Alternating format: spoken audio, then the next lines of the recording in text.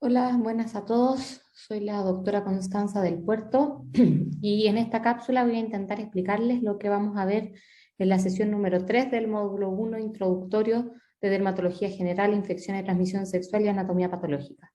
La primera sesión del módulo de Anatomía Patológica vamos a intentar revisar sucintamente la histología de la piel normal y sus variantes anatómicas, técnicas complementarias y la definición de términos que nos van a permitir en las sesiones posteriores poder ver los diferentes patrones inflamatorios y con énfasis en las enfermedades que van a tocar en este módulo.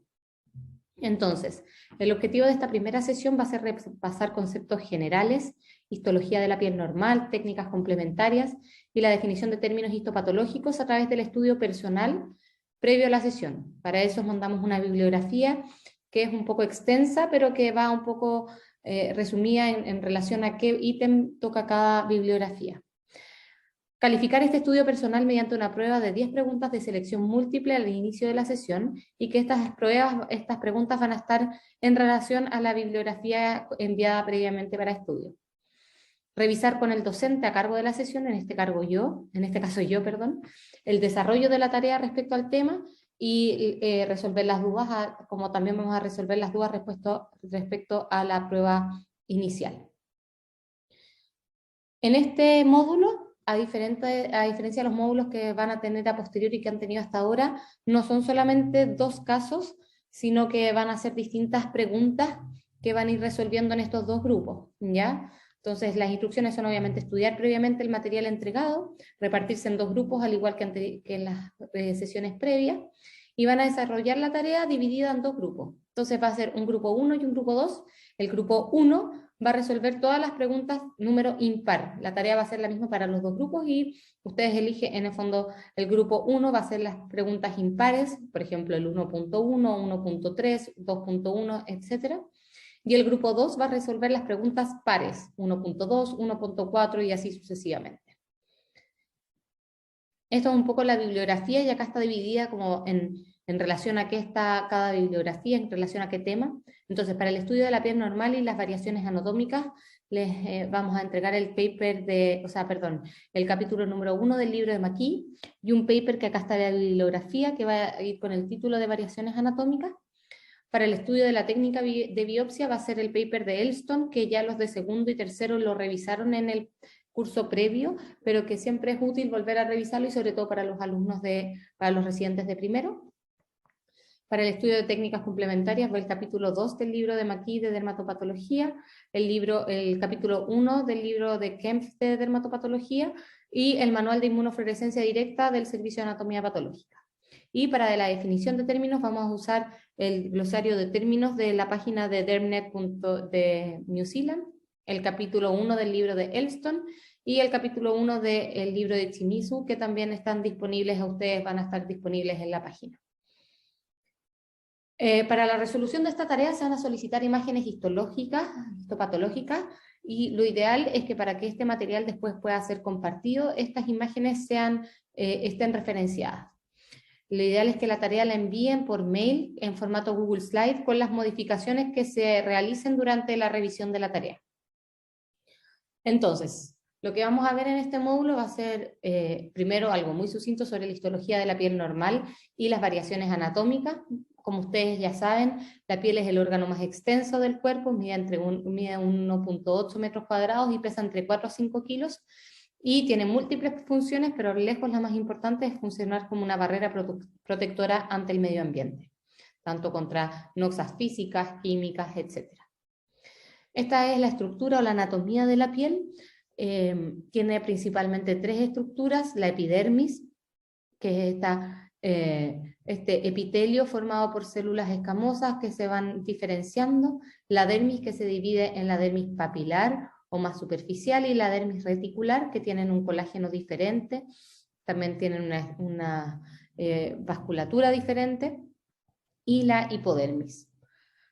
Entonces, la epidermis, que es la capa, es este epitelio que nos cubre nuestra piel, está formada por este epitelio plano pluriestratificado, compuesto por principalmente los queratinocitos, que se originan desde la capa basal, y a medida que van creciendo y diferenciándose, van ascendiendo, o sea, a medida que ascienden se van diferenciando hasta llegar a formar en el estrato córneo el corneocito, que es esta célula que está, que no, en el fondo pierde todos sus organelos y su núcleo, para quedar compuesta solamente por lípidos y por proteínas que junto a los lípidos extracelulares van a formar la principal muralla de protección con el exterior. ¿Ya? En la piel tenemos los queratinocitos de la capa basal, que es una sola hilera.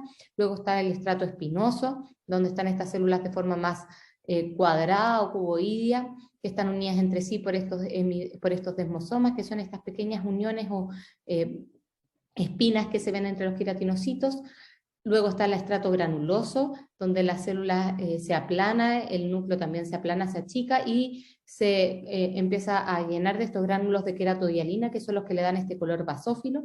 Generalmente el estrato granular tiene entre 1 a 3 capas de célula. Y ya finalmente, cuando pierde todos sus organelos y su núcleo, pasan a formar el corneocito en el estrato córneo. De la epidermis, dependen diferentes anexos, principalmente el folículo piloso, ya sea el pilosebáceo, que es este folículo piloso más pequeño con una glándula sebácea grande que está principalmente en las áreas seborreicas, o el folículo piloso como tal, como vemos en esta imagen. Glándulas, como por ejemplo la glándula sebácea, que drena directamente en la unión entre el infundíbulo y el istmo del folículo piloso, las glándulas ecrinas y apocrinas, y también las uñas. Las células que componen la epidermis son principalmente, como dijimos, el queratinocito, que cuando se descama o cuando ya pasa al estrato córneo se le denomina corneocito, que es cuando pierde su núcleo y todos sus organelos. Y este proceso de diferenciación desde el queratinocito basal hasta el corneocito, que en el fondo está envuelto, está solamente provisto de proteínas y de lípidos, en el fondo la queratina, la filagrina, la loritina, y envuelto en esta membrana lipídica. Ese proceso se llama queratinización y es ascendente desde el estrato basal hasta el estrato espinoso, hasta el estrato córneo. Y acá podemos ver un poco los distintos componentes, distintas proteínas y lípidos que se van formando durante esta diferenciación. Otras células que componen la epidermis son las células de Langerhans, las células de Merkel y el melanocito. Probablemente todo esto lo vamos a ver en mayor detalle, lo van a ver en mayor detalle en alguna de las clases específicas. Por ejemplo, quizás probablemente lo van a ver bien en las de dermatitis atópicas, en las de neoplasias melanocíticas, probablemente lo van a ver mejor. La unión entre la epidermis y la dermis es la unión dermoepidérmica o la zona de la membrana basal. Tiene como principal función actuar como un soporte para la epidermis. Actúa también en la orientación y en la guía en la reparación y restauración funcional de la epidermis. La unión dermoepidérmica también funciona como una barrera permeable selectiva y también como una barrera física. Y esta unión dermoepidérmica o la membrana basal se puede ver en la histología bastante bien con la tinción de PAS, pero también se puede ver muchísimo mejor y todos sus componentes con la microscopía electrónica de transmisión, como vemos en esta imagen, donde podemos ver el queratinocito con sus hemidesmosomas que se unen a la lámina lúcida a través de la laminina, y los hemidesmosomas que se unen a su vez con la lámina densa rica en colágeno 4 y también con las fibrillas anclaje, que ya son la parte más superficial de la dermis, que son de colágeno 7. Y acá podemos ver, que lo van a ver de mejor en el paper, distintas zonas anatómicas y las diferencias de cómo se ve la piel y cómo las diferentes glándulas y anexos que contienen distintas zonas de la piel.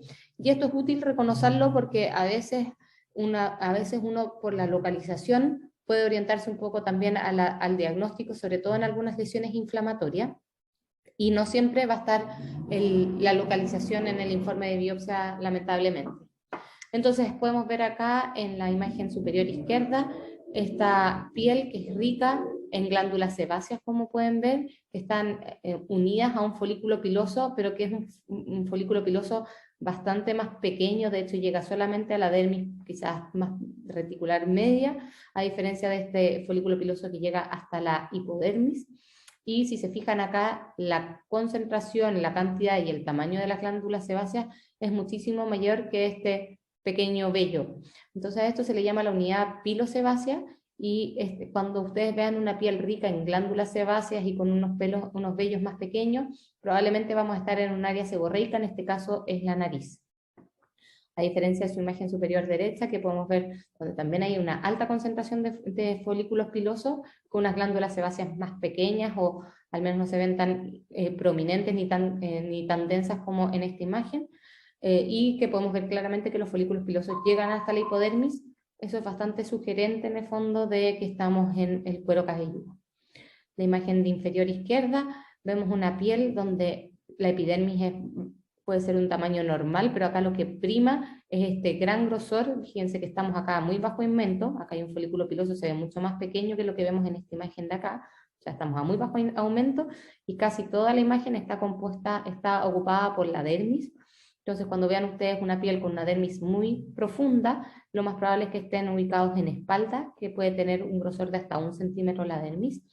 Y en la piel acral, a diferencia de estas otras zonas, lo que prima, o lo que más van a observar, es una epidermis que puede verse un poco más acantósica respecto a la piel de otras zonas, pero lejos lo que llama más la atención es este estratocornio ortoqueratósico compacto. Hay una hiperortoqueratosis, aunque un estratocornio normal para la ubicación, sin núcleos, como pueden ver acá, y que en ocasiones permite ver esto, que es la lámina lúcida. No siempre se ve, pero que en ocasiones se puede ver. Y acá podemos ver la emergencia de los acrosiringios, que son los conductos secretores de la glándula ecrina, porque recuerden que la piel palmoplantar es rica también en glándulas ecrinas, que también se pueden ver acá. En el fondo, aquí se ven algunos conductos y acá hay glándula, igual que acá.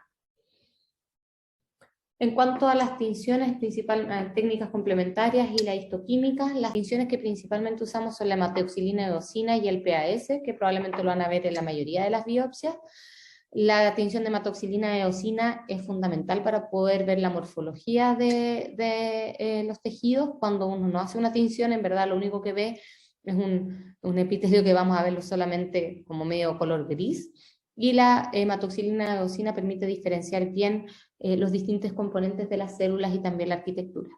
Entonces, la hematoxilina, que está cargada positivamente, se une a partículas cargadas negativamente, como el ADN, y da un color azul o medio morado basófilo, que principalmente es, por ejemplo, lo que vemos en los núcleos. En cambio, la eosina se une a las partículas cargadas positivamente, como las proteínas, el colágeno, y da este color rosado medio rojizo. El PAS lo usamos principalmente para detectar hongos, como vemos en esta imagen, y como vimos anteriormente, para poder ver bien el grosor y la composición de la membrana basal. Después, en cuanto a la inmunofluorescencia y la inmunistoquímica, ambas usan como un raciocinio similar, pero el tipo de detección es diferente. La inmunofluorescencia utiliza anticuerpos conjugados a un fluorocromo, es decir, usa anticuerpos que están unidos a una molécula que tiene la capacidad, un fluorocromo, de que cuando está expuesto a una radiación de baja longitud de onda, es capaz esta molécula de emitir una longitud de onda, una radiación de una longitud de onda mayor. Entonces, lo que ocurre en la inmunofluorescencia directa es que se usa un microscopio de inmunofluorescencia que emite radiación ultravioleta, y esta partícula, si es que está ahí, este fluorocromo, va a emitir una radiación de una longitud de onda mayor, y que en general es del espectro de la luz visible. Entonces, el principal fluorocromo que usamos en las inmunofluorescencias de piel es el isotiocianato de fluoresceína, que da este color verde amarillento.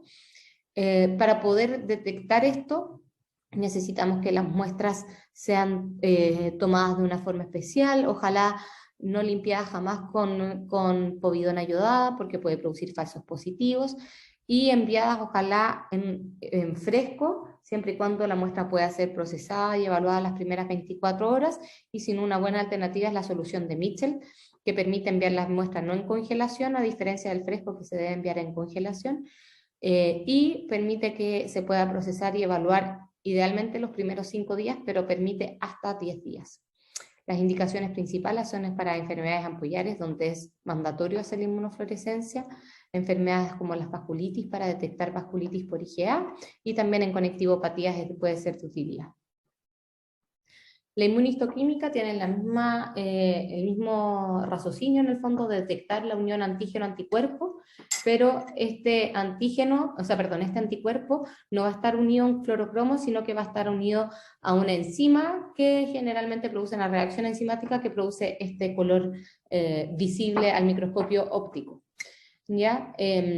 La gracia o la ventaja de la inmunohistoquímica es primero que se pueden ver muestras en formalina, por lo tanto uno podría hacer incluso, que lo hacemos muchas veces, el estudio retrospectivo, no sé, vemos una neoplasia melanocítica que se ve un poco atípica y pedimos inmunohistoquímica para SOX10, para PRIM, etc. Hay una alta gama y variedad de anticuerpos y cada vez son más sensibles, los monoclonales son mucho más sensibles que los policlonales.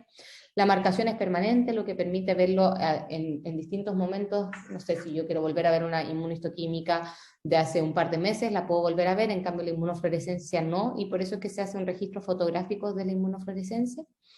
Permite verla al microscopio óptico y una ventaja importante de la inmunistoquímica es que permite ver la morfología y la citología de la marcación, o sea, permite detectar qué célula marca, si es que está marcando es un linfocito o un queratinocito o una célula endotelial, etc. Y dónde está la marcación, si la marcación es nuclear, es citoplasmática, es de membrana, y eso también nos puede aportar mucha información. Por otro lado, la microscopía electrónica se usa en casos bien especiales, pero es útil conocerla.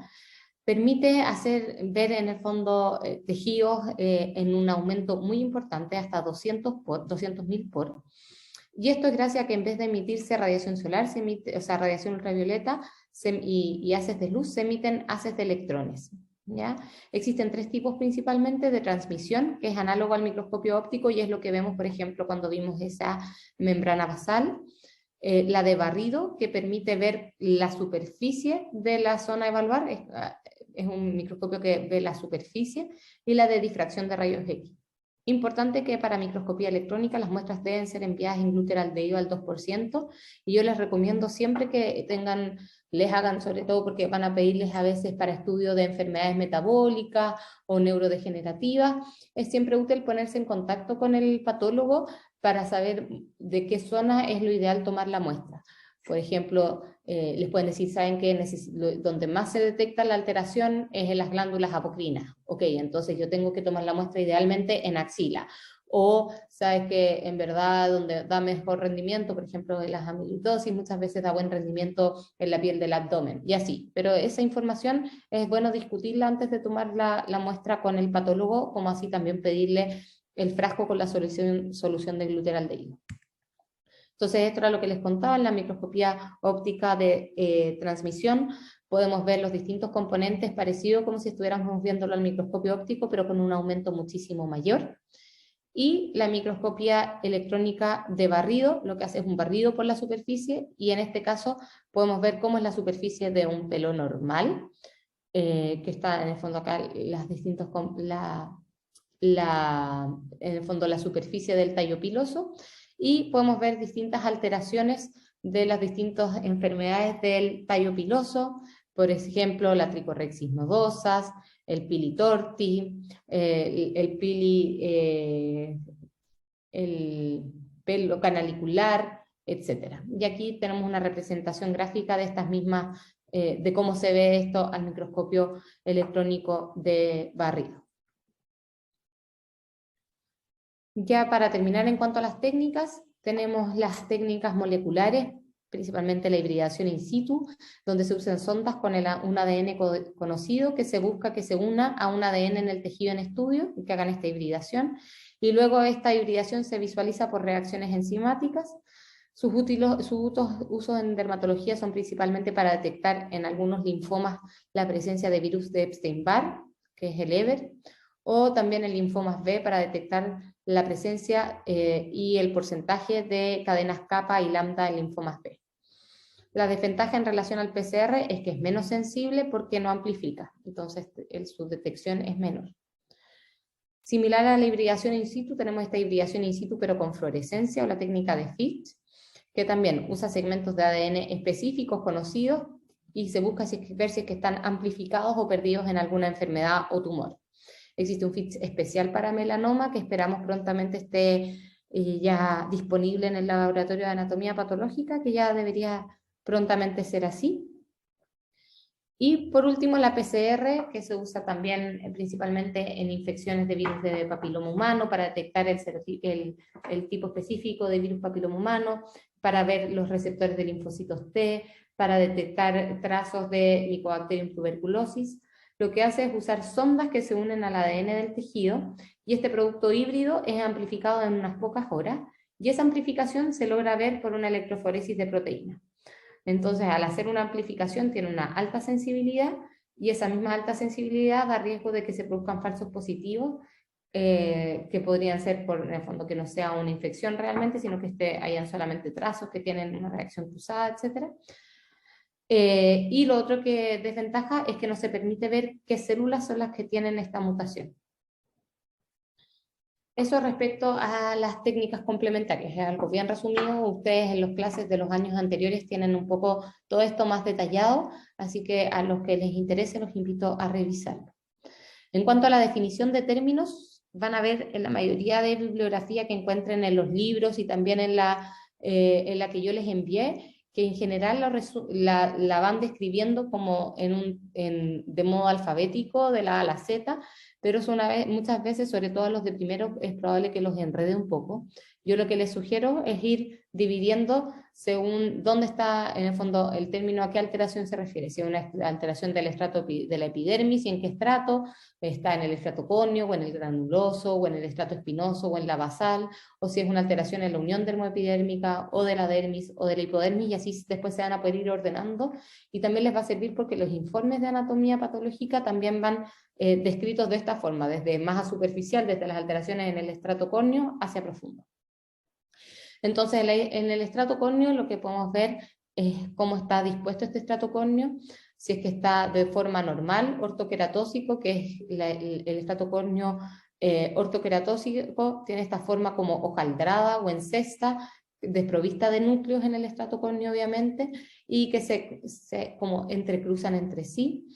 Hay algunas enfermedades donde hay una hiperortoqueratosis, o sea que hay un engrosamiento de la epidermis de forma ortoqueratósica, hojaldrada o en cesta, como vemos acá, y un ejemplo son las verrugas planas. También podemos ver una hiperortoqueratosis compacta, que es lo que vemos normalmente en el estrato córneo de la piel palmoplantar o acral, pero cuando vemos esta hiperortoqueratosis compacta en otra zona, eso ya es patológico. Un ejemplo de donde se puede ver esto es en el líquen plano. También existe la hiperortoqueratosis laminar, o sea que son láminas paralelas entre sí de estrato córneo grueso, y esto muchas veces se puede ver en las ictiosis, los tapones foliculares y la paraqueratosis, como vemos acá, un estrato córneo pero que conserva los núcleos, que se puede ver de manera confluente o en montículos o en perlas córneas, o en la escama costrosa o exocerosis, que es esta mezcla entre paraqueratosis y suero. En el estrato granuloso podemos ver hipo o agranulosis, o sea, muy pocas o pérdidas de capa granulosa, o hipergranulosis, como vemos en esta imagen, que es una bastante, muchas veces sugerente de, por ejemplo, enfermedades como el líquen plano, sobre todo si tiene una morfología en B. En el estrato espinoso podemos ver acantosis, que es este aumento en el número de capas del estrato espinoso, espongiosis, que es el aumento del líquido intercelular, que hace que las células se dispongan de una forma más bien verticalizada y que permite ver los desmosomas o estas espinas, por así decirlo, entre los queratinocitos. La acantolisis, que es la destrucción de la unión entre los queratinocitos de los desmosomas, y que hace que estos se vean de una forma ovalada, más pequeños. Y la disqueratosis, que es esta alteración en la maduración de los queratinocitos, que hace que se vean más pequeños muchas veces, eosinófilos y con un núcleo picnótico. En la unión dermoepidérmica podemos ver la alteración vacuolar, que es esta presencia de vacuolas en la membrana basal, en la unión dermoepidérmica y en la capa basal de los queratinocitos, muchas veces con estos cuerpos coloides o estos cuerpos apoptóticos que se ven como estructuras eosinófilas, a veces medias ovaladas. El infiltrado liquenoide o infiltrado en banda, que es este infiltrado en la unión dermoepidérmica que muchas veces hace que se pierda el límite entre la epidermis y la dermis, las ampollas subepidérmicas, hendiduras y la papilomatosis, que es este aumento en el número y en el tamaño de las papilas dérmicas en un cierto largo, por así decirlo, de la epidermis, y que hace que la superficie de contacto entre dermis y hipodermis sea muchísimo mayor. Esta papilomatosis puede ser regular, como vemos en esta imagen, que quiere decir que las crestas epidérmicas llegan todas más o menos a una misma altura y tienden a ser de un mismo ancho, o puede ser irregular, y eso también nos va a orientar a distintas enfermedades, principalmente de las psoriasiformes. En la dermis podemos ver fibrosis, que es este aumento de fibroblastos y de fibrina, esclerosis, edema, la presencia de granulomas y sus distintos tipos, que los vamos a revisar también, la presencia de vasculitis, que es lo que vemos en esta imagen, donde se ven estos vasos probablemente de de arteriolas, perdón, o vénulas, donde se ve en la pared más rosada, que se denomina necrosis fibrinoide, también con microtrombos hialinos, que movemos esta ocupación de estos trombos más rosados en el lumen del vaso, y leucocitoclastia, como podemos ver acá, estos neutrófilos, estos núcleos de neutrófilos que están fragmentados alrededor de los vasos. Paniculitis en la hipodermis, que en este caso es una paniculitis septal, pero podemos ver una paniculitis lobulillar. Y así, entonces les sugiero que lo que vayan viendo en este glosario de términos y en los libros que dejamos de referencia de la definición de términos, los puedan ir dividiendo según la zona donde está ubicado el término, les va a servir como para tener una mejor idea de lo que están viendo a futuro. Eso sería, espero que esta cápsula les sea de utilidad, que puedan resolver la tarea. Si tienen cualquier duda, no duden en contactarme